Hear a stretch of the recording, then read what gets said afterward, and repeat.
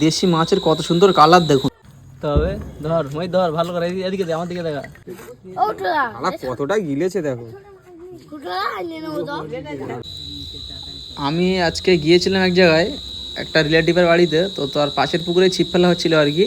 তো সেই সুন্দর মুহূর্তটা উপভোগ করছিলাম, তো ভাবলাম একটু ক্যামেরাবন্দি করে আপনাদেরকেও দেখাই। তো দেখুন, ছিপ ফেলতে দিচ্ছে না, তার মধ্যে টেনে নিয়ে চলে যাচ্ছে। যদিও বা মাছের সাইজগুলো ছোট ছিল, কিন্তু দেশি মাছ অতুলনীয় দেখতে। আর তার উপরে কী বলবো, শুধু জাস্ট আটা দিয়ে ফেললে আর দেখতে হবে না। মানে কী বলবো, মাছ মানে প্রতি খেঁচে একটা করে উঠছে, প্রতিবারে একটা করে উঠছে। এরকম মানে দেশি মাছ ধরার আনন্দটাই আলাদা। যেহেতু মাছগুলো ছোটো, তাও ছেড়ে দিচ্ছিলাম।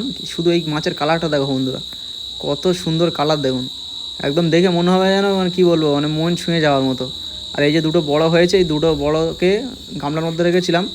তারপরে এই একটা মাছ ওঠে ছোটো, এটাকেও ছেড়ে দিই। তো তোমাদের কেমন লাগে ছিপ দিয়ে মাছ ধরতে, একটু কমেন্ট বক্সে জানিও বন্ধুরা। কতটা গিলেছে দেখো। শেষমেশ কই মাছের মুখ থেকে বড়শিটা ছাড়ানো হলো আর কি, অনেক কষ্টের পরে।